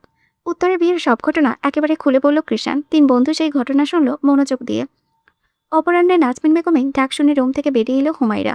ড্রয়িং রুমে নাজমিন বেগম, ইয়াসমিন বেগম ও জিনিয়া উপস্থিত। কিছুক্ষণ আগে জিনিয়াও ও হুমায়রার জন্য দুটো শাড়ি, সাথে চুড়ি সহ বেশ কিছু জিনিসপত্র কিনে এনেছে আলভি। নববর্ষে সবসময় শাড়ি পরে জিনিয়া, এবারও তার ব্যতিক্রম নয়। আলভিকে সেই বলেছে শাড়ির কথা, আর হুমায়রার কথা যাওয়ার সময় নাজমিন বেগম বলে দিয়েছিলেন। এই কিছুদিনের অন্তরে আলভির সাথে জিনিয়ার সম্পর্ক খানিক স্বাভাবিক হয়েছে। সে যতটা মদন ভেবেছিল, লোকটাকে ততটাও মদন নয়, বরং আগের থেকেও এখনকার আলভি পুরোটাই ভিন্ন এবং সুদর্শন হয়েছে। হুমায়রা আসতেই তার দিকে শাড়িটা বাড়িয়ে দিল নাজমিন বেগম, বললেন, নাও, এটা আলভি এনেছে তোমার জন্য। জিনিয়ার সাথে তুমিও পড়ো, দুই যা একসাথে পড়লে ভালো লাগবে। হুমায়রা বিভ্রান্তিতে পড়ে গেল। একে তো নববর্ষ উপলক্ষে এসব উদযাপন করা ইসলামে জায়েজ নয়, আর আলভির আনা কোনো কিছু নেওয়ার ক্ষেত্রে কিষানের তরফ থেকে নিষেধাজ্ঞা আছে। তবে সেটা সবার সামনে বলা যাবে না। অগত্যা প্রথম কারণটাই বলার সিদ্ধান্ত নিল। তবে এর আগে ইয়াসমিন বেগম বলে উঠলেন, কিষানের চিন্তা তো করার দরকার নেই, ওকে বলবো আমি এনে দিয়েছি। নাজমিন বেগম কথাটা স্বাভাবিকভাবে নিলেও চিনিয়া পুরো কুঁচকে গেল, বলল, কেন? আলভি এনে দেওয়া জিনিস নিলে সমস্যা কি? আসলে ওদের দুই ভাইয়ের মধ্যে সমস্যা আছে একটু। ইয়াসমিন বেগমের উত্তরে মনে মনে অনেক কিছু ভাবলাই এলেও নিজেকে দামিয়ে রাখল জিনিয়া। পরপর হুমায়রার উদ্দেশ্য বলল, তুমি কি শাড়ি নেবে? আসলে ভাবি, আমি কখনো এসব উদযাপন করি না, এগুলো ইসলামে জায়েজ নয়, তাই বলছিলাম। হুমায়রার কথায় মেজাজ খারাপ হলো জিনিয়ার। কোনো কিছু না ভাবেই মেয়েটাকে মাঝপথে থামিয়ে দিয়ে বলে উঠল, মাদ্রাসায় পড়েছে বলে সব বিষয়ে এমন ইসলাম টানো না তো, বিরক্ত লাগে এসব। আর সবচেয়ে বড় কথা, আমার স্বামীর কোনো জিনিস নিবে না, কিন্তু আমার স্বামীর টাকায় রোজগার তো ঠিকই খাচ্ছ তোমরা দুজন। তোমার স্বামী জীবনে 1 টাকা ইনকাম করেছে? ঘরে কত খরচ, এর বেশিরভাগই তো আমার শ্বশুর আর স্বামীরই। সব জায়গায় নিজের স্বামীকে নিয়ে এত গর্ব করো কেন? কোন যোগ্যতায়? কিছুদিন আগেও তো আমার বাড়ির মানুষকে কথা শুনিয়েছ নিজের স্বামীর জন্য। অপ্রত্যাশিত বাক্যগুলো কর্ণকুহরে পৌঁছাতেই উপস্থিত সকলে নির্বাক হয়ে গেল। হুমায়রা শীতল চোখে চাইল সামনে রমণীর পানে। সে এতটুকু বুঝতে পেরেছে যে জিনিয়া তাকে তেমন একটা পছন্দ করে না, এই জন্য সর্বদাই নিজেকে জিনিয়ার থেকে দূরে রাখার চেষ্টা করে এসেছে। তবে এরকম ব্যবহার মোটেও আশা করেনি মেয়েটা, না তো কোনোদিন কল্পনা করেছে। ঠিক একই অবস্থা হয়েছে ইয়াসমিন বেগমের। ভদ্রমহিলা পুরো থ হয়ে আছেন, মুখে বলার মতো ভাষা খুঁজে পাচ্ছিলেন না তিনি। এর মাঝে শোনা গেল নাজমিন বেগমের চড়া কণ্ঠ, জিনিয়া, এগুলো কিরকম কথা বলছো তুমি? আমি তো কিছু বলিনি আম্মু, তুমি রুমে যাও। কথা শুনল না জিনিয়া, নিজের জায়গায় ঠায় দাঁড়িয়ে রইল সে। নাজমিন বেগম নিজেই এগিয়ে এলেন, পরপর ছেলের বউয়ের হাত ধরে টেনে নিয়ে যেতে লাগলেন। আম্মু, আপনি আমাকে রুমে নিয়ে যাচ্ছেন কেন? আমি ভুল কিছু বলেছি নাকি? প্রায় সব কিছু তো টাকাই তো আপু আর আপনার ছেলে দেয়। যেতে যেতে জিনিয়ার বলা কথাগুলো শুনতেই ধপ করে সোফায় বসে পড়লেন ইয়াসমিন বেগম। তখনই চৌকাঠে দেখতে পেল ছেলের অবয়ব রণমূর্তির নাই দাঁড়িয়ে আছে কৃষাণ। একটু আগে বন্ধুদের থেকে নিজেকে ছাড়িয়ে বাড়িতে প্রবেশ করেছিল সে। সবাই তার সাথে বাসায় আসতে চেয়েছিল হুমায়রাকে দেখার জন্য, তবে কৃষাণ কোনো মতেই তাতে সায় দেয়নি, উল্টো শাসিয়ে চলে এসেছে। এখানে এসে জিনিয়ার বলা কথাটা কর্ণপাত হতেই পা থেমে গিয়েছে তার। ইয়াসমিন বেগম তাকে দেখতেই কান্না ভেজা কণ্ঠে চেঁচিয়ে উঠলেন, মানুষের থেকে এভাবে কথা শোনানোর জন্য তোকে জন্ম দিয়েছিলাম আমি? কোন পাপের ফলস্বরূপ তোর জন্ম হয়েছিল আমার পেটে? আর কি করলে একটু মানুষ হবি তুই? ভেবেছিলাম বিয়ে করলে বইয়ের টানে ভালো হবি, কাজ করবি, কিন্তু না, তুই কোনোদিন মানুষ হবি না। সারা জীবন আমার মাথার উপরে বসে আমার মাথা খাবি। এর চেয়ে ভালো মেরে ফেলামাই, মরে যদি একটু শান্তি মেলে তোর থেকে। ভদ্রমহিলার হোশে নেই, রাগে দুঃখে মুখ দিয়ে যা বেরোচ্ছে তাই বলে যাচ্ছেন। তখনই ভেসে আসলো কৃষণের ঠান্ডা স্বর, আমি বেঁচে থাকতে আমার থেকে মুক্তি পাওয়ার জন্য মরতে হবে না তোমায়। আজকের পর থেকে এই কৃষণ আর কখনো মির্জা বাড়িতে, মির্জা পরিবারে অশান্তি নিয়ে আসবে না। মুহূর্তে শান্ত হয়ে গেল পরিবেশ। হুমায়রা তখনও স্তব্ধ হয়ে দাঁড়িয়ে আছে। হঠাৎ হাটে টান পড়তেই চমকে তাকালো মেয়েটা, শুনতে পেল মানুষটার কণ্ঠ, চল। মুখে শব্দ উচ্চারণের আগে তাকে নিয়ে রুমের দিকে হাঁটা ধরল কৃষাণ। রুমে এসে আদেশ ছুড়ল, বোরকা পর। কোথায় যাবেন? যেখানে ইচ্ছে। তোকে যা বলছি সেটা কর। কথা বাড়ালো না হুমায়রা, চুপচাপ মিনিট পাঁচেকের মাথায় তৈরি হয়ে গেল। অতঃপর পূর্বের মতোই তার হাতটা মুঠোয় পুড়ে নিল কৃষাণ। বেরিয়ে পড়ল নিজ গন্তব্যে। সোফায় বসে সে প্রস্থান শান্ত চোখে দেখলেন ইয়াসমিন বেগম। ইকরা আজ ভীষণ খুশি, খুশিতে যেন মাটিতে পা পড়ছে না। সে মা হতে চলেছে। এই একটা বাক্যই মেয়েটাকে যেন দুনিয়ার সকল সুখ এনে দিয়েছে।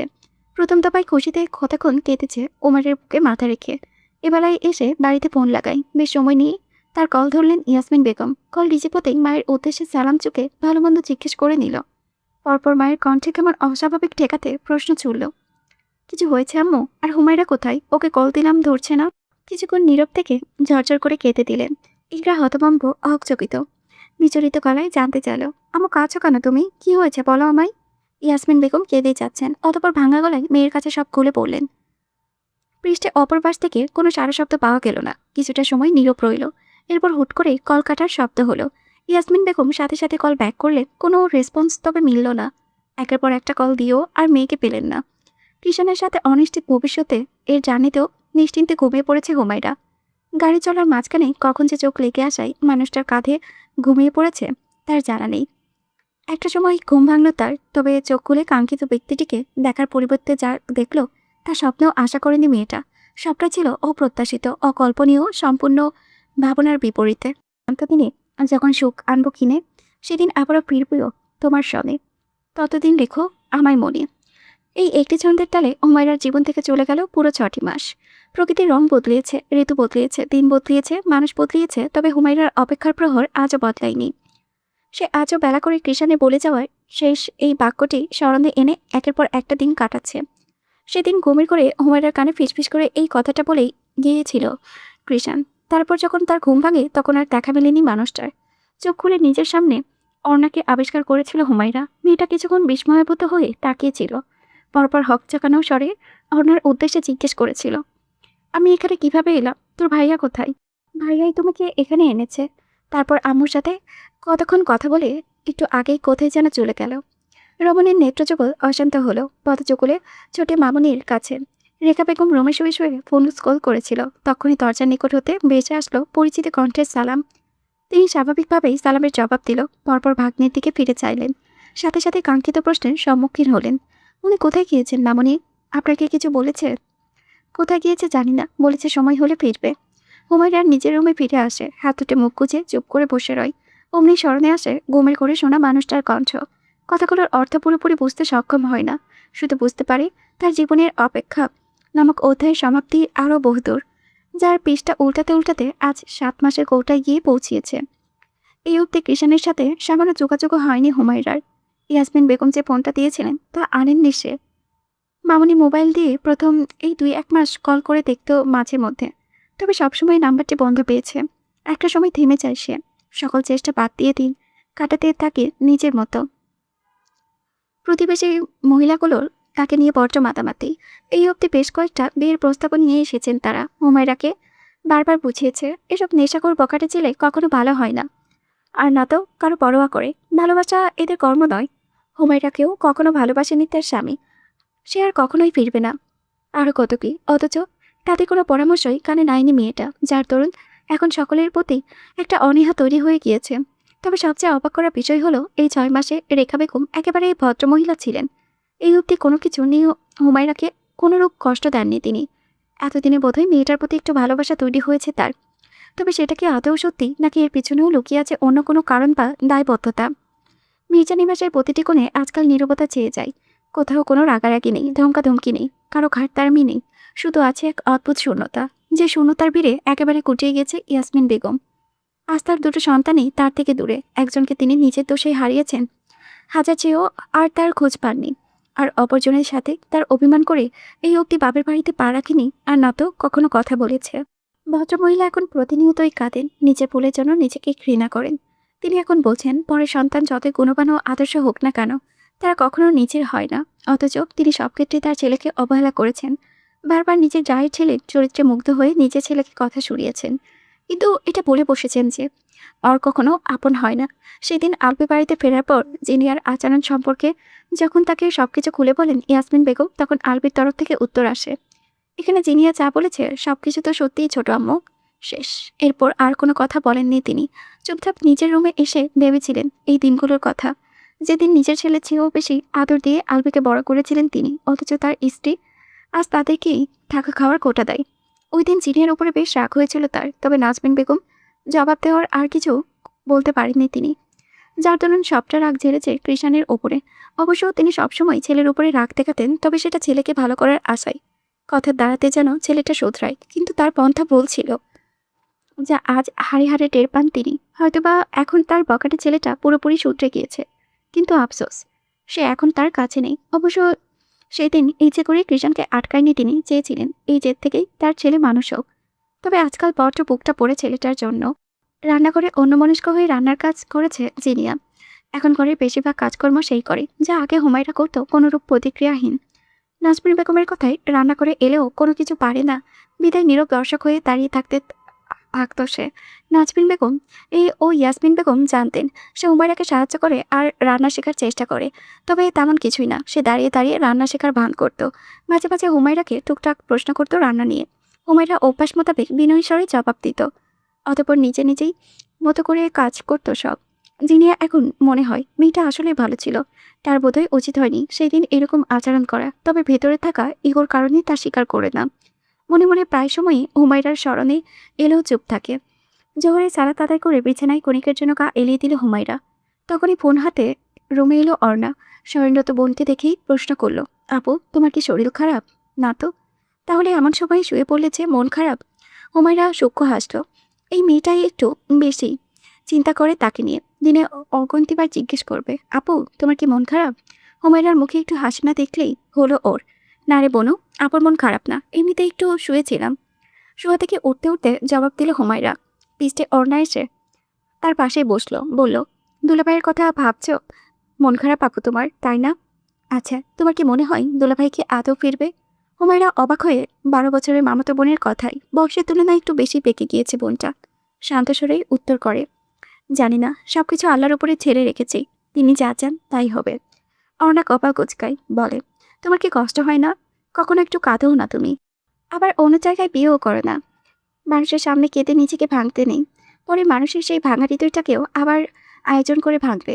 আমি মানুষের সামনে ভেঙে পড়ি না, আমি ভেঙে পড়ি রবের দরবারে। অতঃপর বুক ভরা শান্তি নিয়ে আমাকে পুনরায় তিনি ফিরে দেন। আর বিয়ে তো সেই কবে হয়ে গিয়েছে, কেবল সমাজের কাছে তা শুধু একটা বৃথা অপেক্ষা নামক শব্দের উপাধি পেয়েছে। তবে তাতে কি, এই এক অপেক্ষাই তো হয়েই এই ইহজীবন দিব্যি কেটে যাবে আমার। যেদিন এই দেহ সাদা কাফনে আবৃত হবে সেই দিন বুঝে নিবি দুনিয়াতে আমার অপেক্ষার অধ্যায়ের এখানেই সমাপ্তি। আর যদি এর আগে দুলাভাই ফিরে আসে? ঠোঁটজোড়া শুধু কিঞ্চিত প্রসারিত হলো রমণীর। কোনো শব্দ নিশ্চিত হলো না। বিরক্ত হলো অর্ণা, বলল, তা দুলাভাই এমন কেন? আর ওইদিকে আমার পছন্দের লেখক ফেরারি মানব তার স্ত্রীকে এত ভালোবাসে যে তার স্ত্রীর উদ্দেশ্যে লেখা এক একটা ক্যাপশন দেখে সবাই জাস্ট মুগ্ধ হয়ে যায়। এটা আবার কে? হায় আল্লাহ, তোমাকে তো আরেকদিন বললাম। একদিন ফেসবুক স্ক্রল করতে গিয়ে সামনে ওনার একটা পোস্ট এসেছিল। লোকটার প্রোফাইল পিক দেখে কৌতূহলবশত আমি আইডিতে ঢুকেছিলাম। তারপর দেখি লোকটা আমাদের আইডির সাথে ফ্রেন্ড। আমাকে পরিচয় জিজ্ঞেস করাতে বলেছে। আমার দূর সম্পর্কে কি যেন হয় নাকি, আমি চিনব না। ওনার প্রোফাইলে কাটাকাটি করে প্রোফাইলে পিন করা ওনার পেজ পাই। পেজে ক্যাটাগরিতে লেখা রাইটার। উনি শুধু ক্যাপশন লিখে ওনার স্ত্রীকে উদ্দেশ্য করে। অনেকেই কমেন্টে বলেছিল ওনাকে নিয়ে গল্প লিখতে। উত্তরে উনি কী লিখে পোস্ট করেছিল জানো? তাকে নিয়ে আমি লিখতে বসলে লিখে শেষ করা যাবে না, তবে তার বর্ণনা শুনে কেউ তার প্রেমে পড়বে তা আমার সহ্য হবে না। ও ছোট্ট উত্তর হুমায়রার। ওড়না থেমে নেই। পেজে তাকে ঢুকে বেঁচে বেঁচে নিজের পছন্দের ক্যাপশনগুলো আওড়াতে লাগলো। শুনছো বিয়ে, আমার রুক্ষ চুলে তোমার তুলতুলে হাতের বিচরণ নেই বলে ওরা আজ বড্ড পাগলাটে হয়ে আছে। তোমার ওই মায়াবী চোখের পল্লব চাপচানো দেখতে না পেয়ে আমার ঘুমের রাজ্য আজ অনিদ্রা নেমেছে। তোমার স্নিগ্ধ চোখের হাসির অভাবে হৃদকহীনের শান্তিরাজ নিখোঁজ হয়েছে। চুপ কর অর্ণা। অত্যাধিক শান্ত স্বর হুমায়রার। অর্ণার বলা ক্যাপশন শুনে বার কয়েক কৃষাণের সাথে কাটানো নিজের অতীতের মাঝে চলে যাচ্ছে ও। এই মেয়ের ভেতরে শূন্যতারা জাগ্রত হয়ে উঠেছে। অর্ণা চুপ হয়ে গেল। কিছুক্ষণ পর থেকে বলল, ওইদিকে তুমি দুলাভাইকে এত ভালোবাসার পরেও দুলাভাই তোমায় ছেড়ে চলে গিয়েছে, আর এদিকে ফেরারি মানব তার স্ত্রীকে এত ভালোবাসার পরেও সে তাকে ছেড়ে চলে গেছে। তুই কি করে জেনেছিস তার স্ত্রী তাকে ছেড়ে চলে গিয়েছে? মামুনি বলেছে। না, আম্মুকে জিজ্ঞেস করতে গিয়েছিলাম, আম্মু বলেছে ওই আইডিতে আর ঢুকতে দেখলে আমাকে ফোন ধরতে দিবে না। আমি ক্যাপশন দেখে আন্দাজ করেছি। মানুষের ব্যাপারে এত কিছু না ভেবে ঠিকমতো পড়াশোনা কর, নয়তো মামুনির কাছে বিচার দেব, বলেই টান মেরে ফোনটা নিয়ে নেয় হুমায়রা। আরে আপু, এটা কি পড়ার সময় হলো নাকি? রাতে পড়বো, এখন ফোন চালাবো, আম্মুর থেকে বলে এনেছি ফোনটা। হাত বাড়িয়ে ফোনটা নেওয়ার চেষ্টা করলো অর্ণা। হুমায়রা দিতে চাইল না। স্ক্রিনে তখন ফেরারি মানব আইডিটা ভাসছে। দু বোনের হাতাহাতির মাঝে মনোযোগ। কখন যে বেখেয়ালি হুমায়রার আঙ্গুলে চাপ পড়তে আইডিতে কল চলে গিয়েছে সেদিকে ধ্যান নেই। ঢাকা উত্তরা, ছোটখাটো একটা ব্যাচেলার রুম। সেখানে স্থান পেয়েছে গুটি কয়েক সিঙ্গেল বেড। তবে বেডগুলোতে তখন কোনো মানুষ নেই। তন্মধ্যে একটা বেড কাঁপিয়ে সেখানে রাখা ফোনটা বেজে উঠল। ঘরময় প্রতিধ্বনিত হলো মুস্তফা গজলটির কিছু লাইন। সাহেদুল ওয়ালি সাহেদুল আখরি। এর মাঝে জায়নামাজে হতে ফোনের মালিকটা এগিয়ে এলো। মাত্রই বোধ হয় সালাদ শেষ করেছে। তার মাথায় টুপি, ঘাড় সময় লম্বা সিল্কি চুলগুলো হালকা বাঁকানো, মুখে কোচা কোচা দাড়ি, চাপ দাড়ি, পরনে ওয়াইন কালারের শার্টের বোতামগুলো সবগুলো বোতাম লাগানো। জায়নামাজটা যথাস্থানে রেখে ধীরে সুস্থে এসে ফোনটা হাতে নিল সে। স্ক্রিনে তাকাতেই ভ্রুযুগল কুচকালা পুরুষটি এমন সময়ে বোধ হয় আশা করেনি কলটি। কিছুক্ষণ সময় নিয়ে ফোন রিসিভ করলো মানব। কমকমে গলায় সালাম চুকলো, আসসালামু আলাইকুম। অফিস থেকে কোনো সারা শব্দ পাওয়া গেল না। অদ্ভুত নীরবতায় থমকে গেল পরিবেশ। হঠাৎ মোবাইলের ভেতর থেকে একটা পুরুষালে কণ্ঠ ভেসে আসতেই চমকে উঠল হুমায়রা ও অর্ণা। দুগুণ তন্দা খেয়ে গেল। কণ্ঠটা কেমন যেন বড়টা চেনা চেনা ঠেকালো হুমায়রার নিকট। মেয়েটার তাৎক্ষণিক স্ক্রিনে তাকালো। সেখানে ঝলমল করেছে ফেরারি মানব লেখাটি। প্রোফাইল পিকচারে একই লেখার ছবি। মেয়েটা হতভম্ব, অহচকিত, বিস্ময়ে কথা বের হচ্ছে না। শুধু শোনা যাচ্ছে তার ভারী নিঃশ্বাসের শব্দ। তখনই হুট করে ওপাশ থেকে কলটা কেটে গেল। হুমায়রা তখন নিস্তব্ধ হয়ে আছে। মেয়েটা বারবার মনে হচ্ছে সে কৃষানের কণ্ঠ শুনেছে। পরক্ষণেই ফের ভাবল, এটা তো তার মামুনির আত্মীয়। আর কৃষাণ হলে কি কলটা কেটে দিত? সে আজকাল বেশি ভাবছে মানুষকে নিয়ে। মেয়েটা শান্ত হয়ে যায়। পরপর ফোনটা দিয়ে দেয় অর্ণাকে। অর্ণা তখন ফেরারি মানব আইডিতে নিয়ে খটকায় আছে। হুমায়রার মতো আরও কিছুটা সন্দেহ হয়েছে। মনে জেগেছে অন্য প্রশ্ন, তার আম্মু তাকে মিথ্যে বলেনি তো? এটা আসলেই রেখা বেগমের কোনো দুঃসম্পর্কের আত্মীয়র আইডি? খুঁটিয়ে খুঁটিয়ে পুনরায় আইডি সব ডিটেলস চেক করতে লাগলো মেয়েটা। আইডিটা 2022 সালের, আর পেজটা খোলা হয়েছে প্রায় 1 বছর আগে। পেজে ফলোয়ার্স 40,000, রিলেশনশিপ স্ট্যাটাস ম্যারিড। বায়োতে লেখা, এই ফেরারি মানব কেবল এক পবিত্র নারীর কাছে দৃশ্যমান। এর মাঝে পেজটি থেকে ফলোয়ার্স মেনশনের নোটিফিকেশন এলো। মাত্র আরেকটি নতুন পোস্ট করা হয়েছে। সাথে সাথে পেজটিতে গেল অর্ণা। দেখতে পেল 2 লাইনের একটি ক্যাপশন, কিছু দূরত্বের সম্পর্ক শেষ করে আবার কিছু দূরত্বের সম্পর্ক নতুন করে তৈরি করে। নতুন দিনের সূচনা। আজকে রেখা বেগমের মধ্যে এক অন্যরকম ব্যস্ততা দেখা যাচ্ছে। অন্যান্য দিনের তুলনায় আজকে যেন একটু বেশি ব্যস্ত তিনি। সকাল সকাল চুলোয় লেগে পড়েছেন। বাহারি রকমের রান্নার তোড়জোড় চলেছে।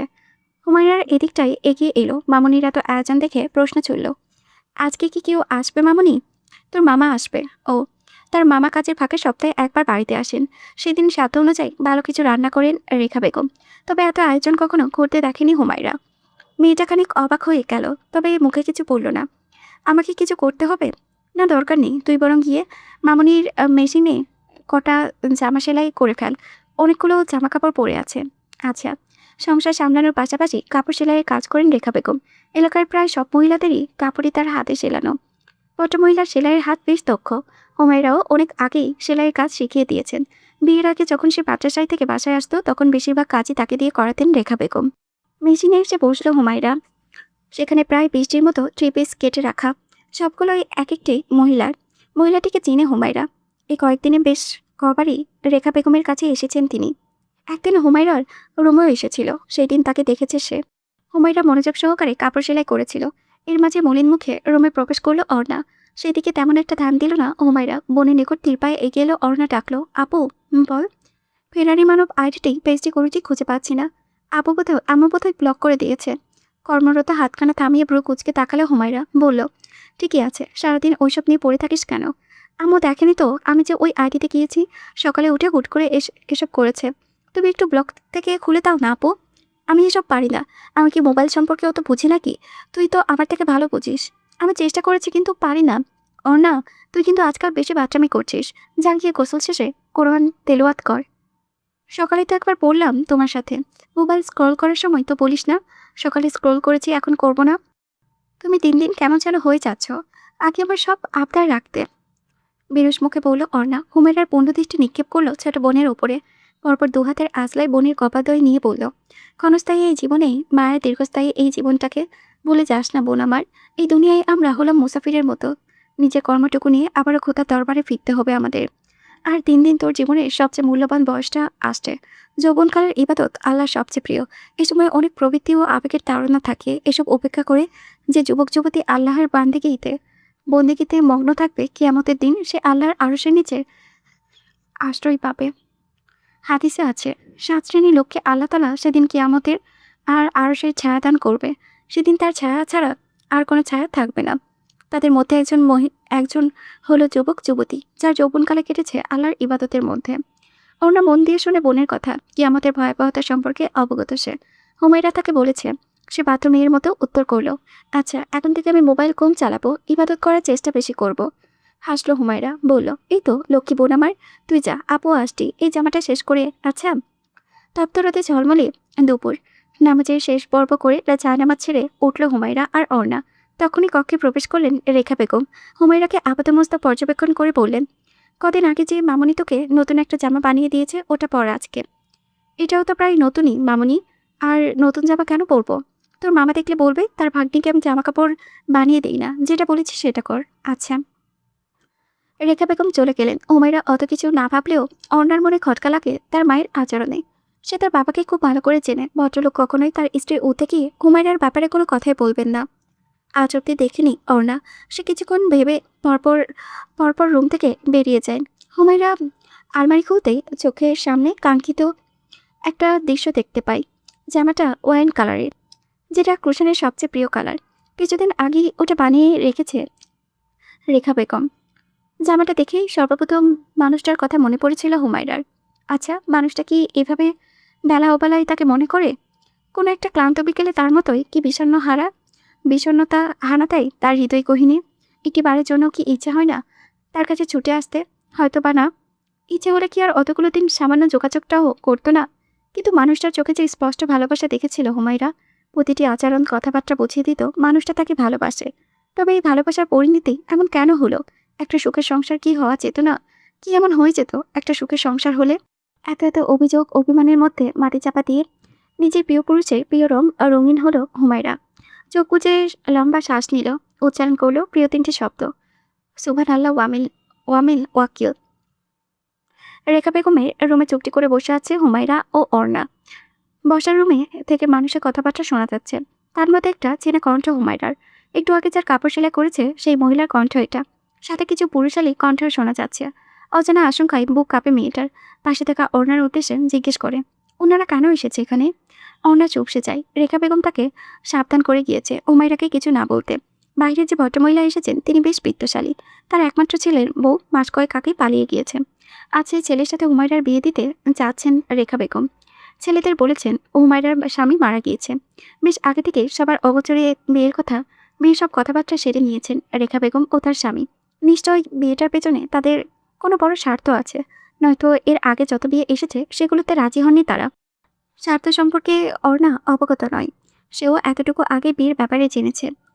হুমায়রার সুখের কথা বলে মেয়েকে নিজের মতো বুঝিয়ে দিয়ে গিয়েছেন রেখা বেগম। সাবধান করে গিয়েছেন, মোটেও যেন হুমায়রা কিছু জানতে না পারে। কিরে, কথা বলছিস না কেন? শক্ত কণ্ঠ হুমায়রার। চমকে তাকায় অর্ণা আমতামতা করে বলতে নাই, আমি কিছু। তুই অন্তত আমার সাথে মিথ্যে বলিস না অর্ণা, বোন আমায় দয়া করে বল, মামনি কি করতে চাচ্ছে? ওনারা এখানে কেন এসেছেন? অর্ণা ঢোক গেলে এর মাঝে সেখানে উপস্থিত হয় রেখা বেগম। সাথে সাথে প্রশ্নের সম্মুখীন হন, মামনি কি করতে চাচ্ছেন আপনি? বাইরে এত লোকজন কেন এসেছে? ভদ্রমহিলা হাসি মুখে এগিয়ে আসেন। ভাগ্নির নিকট বসে মোলায়েম কণ্ঠে বলেন, শান্ত হ, মামনির কথাগুলো মন দিয়ে শোন। বাইরে তোকে দেখতে এসেছে। ছেলে লাখে একজন, কোনো দিক দিয়ে কমতি নেই। মামনি কি তোর খারাপ চাইবে বল? এতদিনও তো অনেক পেয়ে এসেছে, আমি রাজি হয়েছি বল। এবারে ছেলেটা অনেক ভালো, সাথে পরিবারও বেশ ভালো। ওদেরকে আমি বলেছি তোর জামাই মারা। মামনি, গলা উঁচু করছিস কেন? তুই জানিস নাকি ওই ছেলে বেঁচে আছে না মরে গেছে? বেঁচে থাকলে কি 6 মাসে একবারও তোর খোঁজ নিত না? এত কথা শুনতে চাই না আমি। আর কতদিন ওই ছেলের জন্য এইভাবে বসে থাকবি তুই? বিয়ে করতে হবে তো নাকি? তোরও তো একটা জীবন আছে। আমাকে তোর দিকটা ভাবতে হবে না। আমাকে নিয়ে আপনার এত ভাবতেই হবে না মামনি। আমি বিবাহিত, আমার স্বামীর দেওয়া নাকফুল চুড়ি সবকিছু এখনো আমার গায়ে। আমি কখনো তাকে ছাড়া অন্য কোনো পুরুষকে বিয়ে করা তো দূর থাক, সামনেও যাব না। রেগে গেলেন রেখা বেগম। হুমায়রার হাত চেপে ধরতেই মুহূর্তেই গজগজ করতে করতে বললেন, আমিও দেখি তুই কিভাবে পারিস আমার অমান্য হতে। সারাটা জীবন আমার ঘরে বসে বসে খাওয়ার চিন্তা না, ভালো ভালো আমার সাথে আয় বলছি। যাব না আমি। হাতে আরেকটু জোর প্রয়োগ করলেন তিনি, বললেন, আরেকবার বলবি তো ছোটবেলার মতো ঝাঁটার বাড়ি খাবি, বলে দিলাম। আপনি আমাকেও মেরে ফেললেও আমি পরপুরুষের সামনে যাব না। এই বেলায় এসে মেয়েটার হিজাবের উপর দিয়ে চুলের মুঠে চেপে ধরলেন রেখা বেগম। অমনি চেঁচিয়ে উঠল অর্ণা, আমু চুল ছাড়ো আপুর। মেয়ের কথা গ্রাহ্য করলেন না ভদ্রমহিলা। হুমায়রাকে টেনে হিঁচড়ে নেওয়ার চেষ্টা করতেই মেয়েটা কাতর কণ্ঠে বলল, দোহাই লাগে মামনি, ছাড়ো নামাই, কেন করছেন এমন? আমার এতদিনের পর্দা, আমার সম্মান নষ্ট করবেন না, দয়া করুন একটু। আমি তো সবসময় আপনাকে সম্মান করে এসেছি, আপনার সব কথা শুনেছি। তবে আমার বেলায় কেন এত নিষ্ঠুর আপনি? ভদ্রমহিলার বোধহয় মায়া হলো।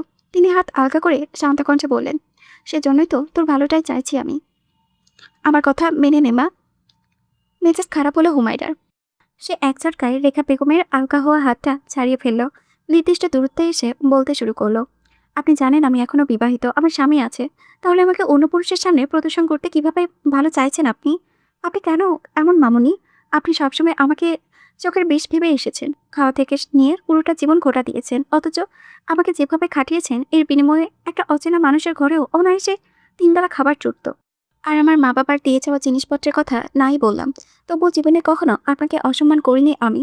সবসময় আপনার শুকরিয়া আদায় করেছি। এর মানে এই নয় যে আমি আপনাদের ভয় পাই সেজন্য কিছু বলি না। আমি আমার আল্লাহকে ভয় পাই, সেজন্য কখনো কারোর সাথে খারাপ আচরণ করি না। তবে আজকে আমি কিছুতেই আপনার কথা শুনবো না। আমি আমার পথটা কিছুতেই নষ্ট করব না, পরপুরুষের সামনে যাব না আমি। এর জন্য যদি আপনি আমায় মেরেও ফেলুন তবু না। এক ডাকারে কথাগুলো বলতেই গলাখানেক ভেঙে এলো হুমায়রার। রেখা বেগম তমদা খেয়ে আছেন, এর মাঝে বাইরে থেকে তার স্বামী ডাক শোনা গেল।